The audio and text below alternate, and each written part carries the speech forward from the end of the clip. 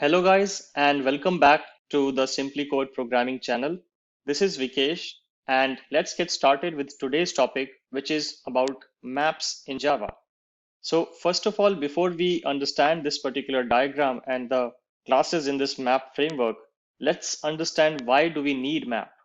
So there would be instances when you would write a Java program or any kind of program, there would be always be instances where you would need to store a key value kind of arrangement. A very simple example can be that you want to maintain a company database and you want to just bring the whole mapping of the employee ID to the employee name into the Java program. How do you do that?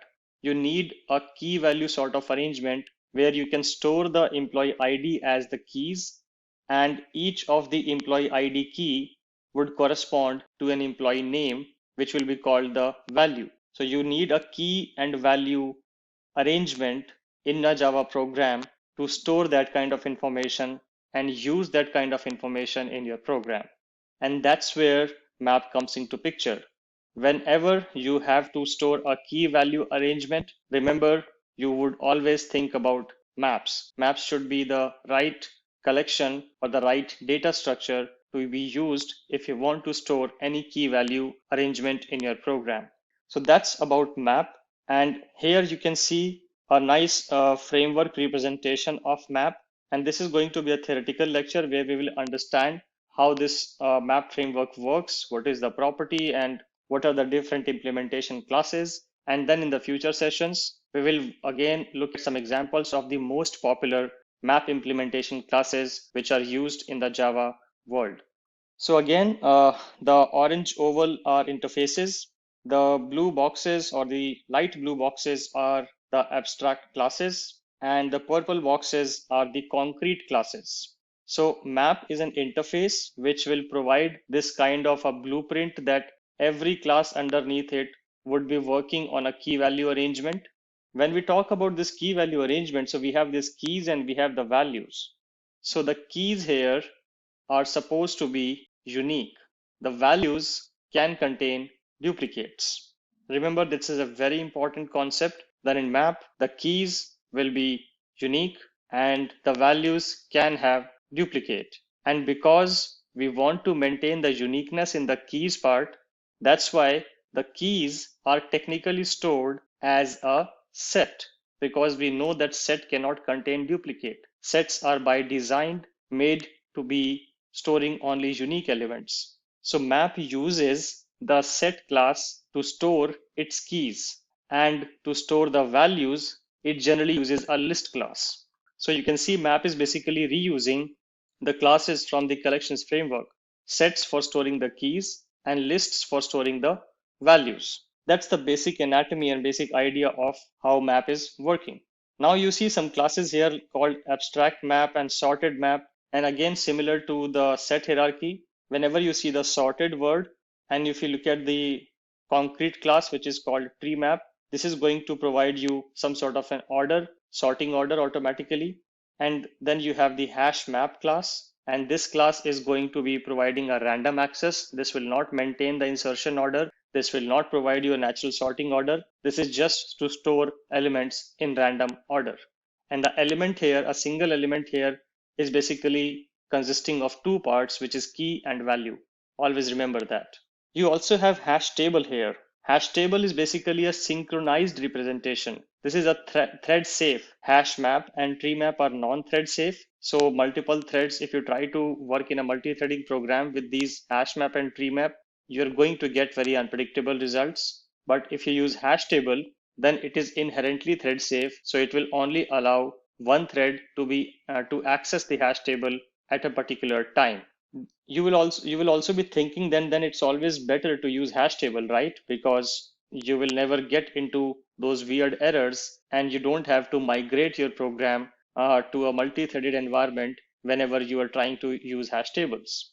Yes, that is true, but hash tables are slower for the same reason, because only one thread can can access it at a time, and that's why hash tables are slower. And hash map and tree map are way faster because they allowed multiple access at the same time. So you have to always be mindful of what kind of collection type you're using. There are some external ways as well to make these hash maps and tree maps and hash set and tree set and array list and linked list as synchronized as well. And we will talk about that in a future session. But for now, you can understand that hash map and tree map are non-thread safe and hash table are thread safe.